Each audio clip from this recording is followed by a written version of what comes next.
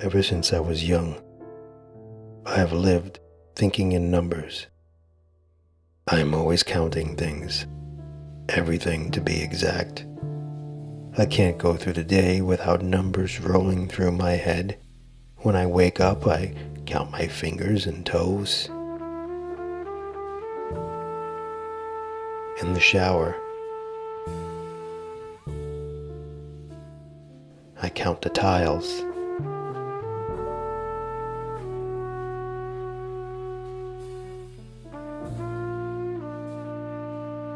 At breakfast, I count how many pieces of cereal are on my spoon.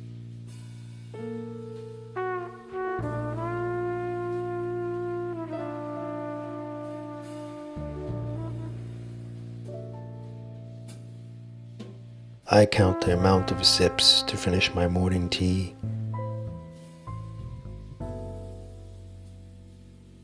And the amount of cars that pass on the streets below. Some of you may think that this little habit is a bit strange, but it has always been a part of who I am. I always remember these numbers as well. In fact, I can tell you right now that there are exactly 30 socks in my drawer. 15 pairs if you want to count them that way. I know that there are 4 eggs left in the carton in my fridge, 4 pieces of bread in the box, 11 icons in my computer desktop, 10 steps from my bed to my bathroom, and the list could go on and on. Remembering all of it is a curse and a blessing. It helps me to keep track of where everything is and how I manage most of it. But the downside is that it comes with a very acute paranoia. While I can obviously remember all of these numbers, I constantly worry about them changing without my knowledge. There wasn't much social interaction in my life. People were too hard to count and keep track of. They moved too much, changed too much. They made my numbers unstable, and I could never keep track of them all. So, for the sake of my sanity, I worked from home and lived in complete isolation. Some of my family said that I wasted my talent away by picking a safe job, but I didn't need them in my life. Cutting contact with them reduced an equation that had too many changing variables. I live in the city. You would think I live somewhere secluded, but living here ensures that I never have to leave my house because all of the convenience can be brought to my doorstep. When I needed food or anything else, I ordered it on Amazon or Fresh Direct. Very rarely did I ever venture out, and when I did, it was very brief and hastily done. Trying to distract myself from all the things to count nearly drives me insane. But I managed. I always manage. The solitude helps. It keeps my habits in line. I have my things to count, and I am aware when they change, and I don't have constantly unreliable variables in my life. Everything is normal. Until that one day, I tried to tell myself that it wasn't true, that I was miscounting, but that was impossible.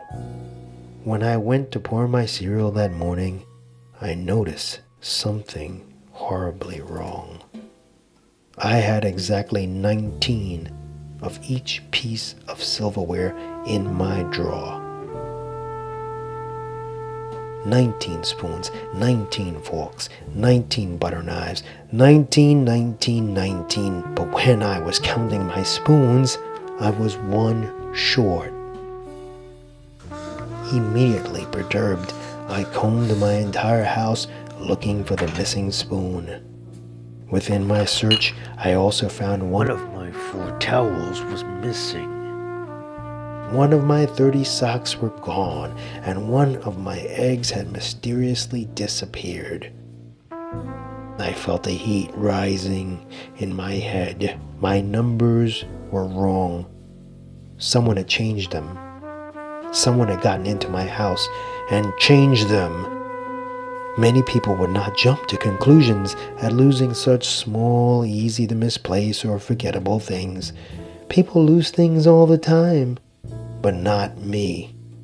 I had never lost my numbers. They were what kept me in order.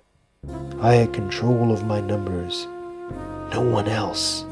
I did not like anyone messing up my numbers and changing them. They were mine. I searched for hours trying to find these missing things.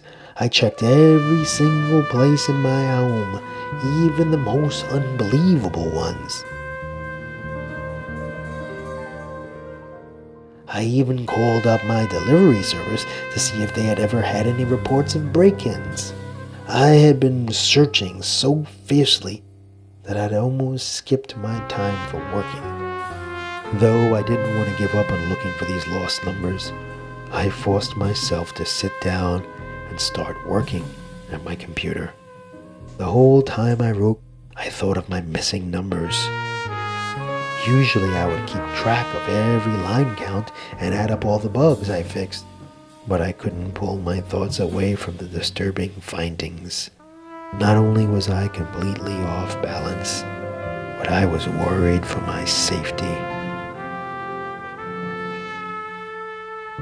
It was obvious that someone had come in and taken these things. Why or how, I did not know. But my house was no longer safe. I was no longer safe. And apparently neither were these numbers that made up my life. After my work was finished, I resumed looking for the missing pieces of my life. I hadn't eaten breakfast. I skipped my lunch, and I skipped right over dinner to look for my numbers. I checked the same places over and over again, hoping that I had skipped something. When midnight hit, I had searched my entire house exactly 37 times. My numbers were gone, stolen. Shaken, I fell onto my bed, exhausted at 1:26 in the morning. The weather outside had turned from a decently cold day to a windy turmoil, constantly howling in the background. I closed my eyes and began counting in my head to try to lull myself into sleep. My numbers popped into my head. I was discontent, thinking over how they had changed. Just as I had begun to fall asleep, I heard my windows groan against the wind pushing outside. My eyes snapped open, and I began to count the amount of groans it made. 1, 2, 3. When daylight shined through the window, I was still staring at the ceiling. The wind died down after an hour, but I had kept counting. I could hear it in my head, and I had to keep counting. Everything needed to be counted. How many times I blinked, breathed, moved. It needed counting. Everything needed counting. 56, 57, 58. My alarm suddenly went off, but I didn't even blink. The numbers in my head started over again, counting the amount of beeps going off in the background. I got up, but I didn't turn off the alarm.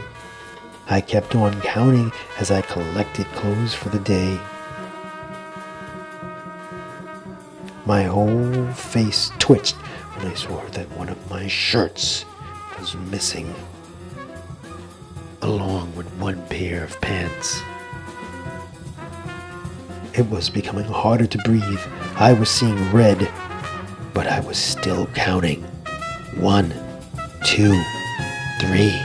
I walked into the bathroom, my arms clenched violently after seeing that my toothbrush had 351 bristles instead of 352.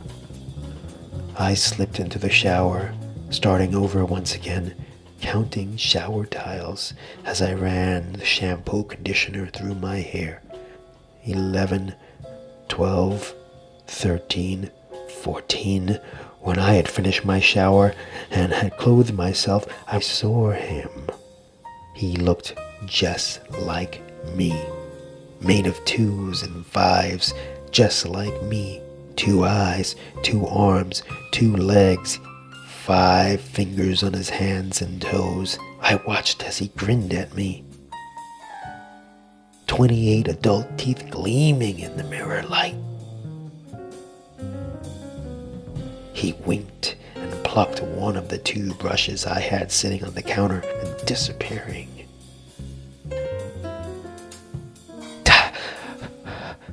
Hissing in disbelief, I looked down to see that brush gone. My head was spinning, and I quickly started counting the light bulbs and the hallway lamps as I stalked my way through the house. The more I walked around, the more I saw missing, and each missing item made my mind spin, and I had to start counting again. 16. 1. 16? No. 1, 2, 3. I saw him in the kitchen.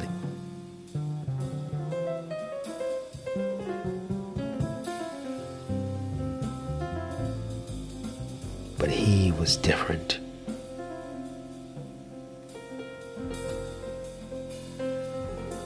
He was no longer made up of 2s and 5s.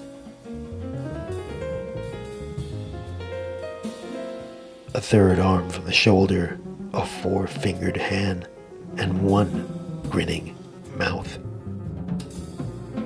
Hands clenching, I swung for him.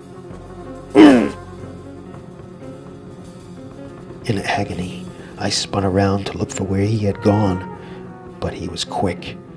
I had to give him that. Quick and a changing variable. I hate him. When I saw that he was nowhere to be found, I decided to just fix myself some breakfast in peace.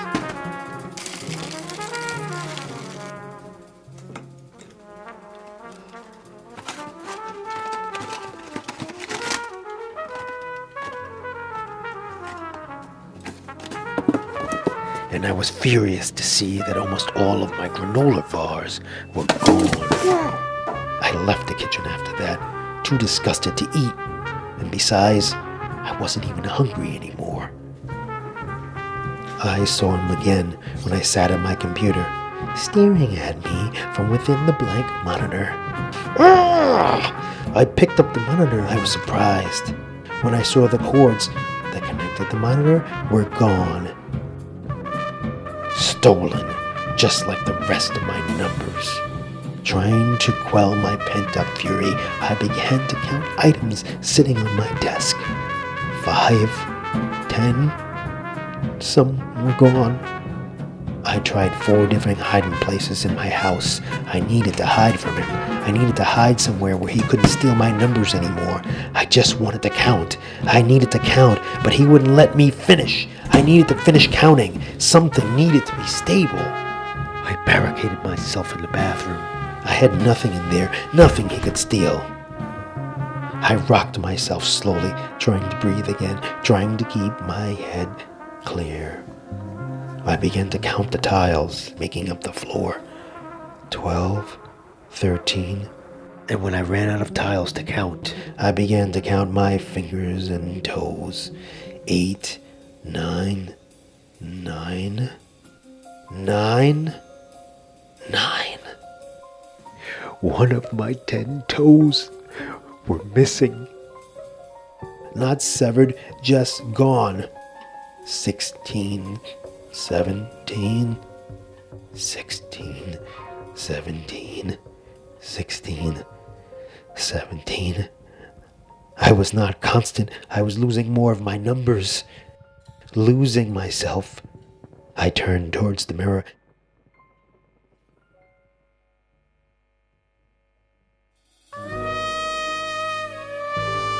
and I saw him again. He had no eyes, just one single large grin. He was smiling at me, knowing what I was thinking. I craned my head back slowly, and once I was back far enough, I rammed myself straight forward, smashing my head into the glass.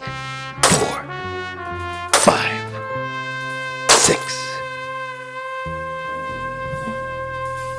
I felt my head throb 4 times before I began to slip under. 6 crashes of shattered glass played like loop in my mind. 2 times my vision blurred before going black, and only once did I smile, knowing that I had finally solved the biggest equation of all.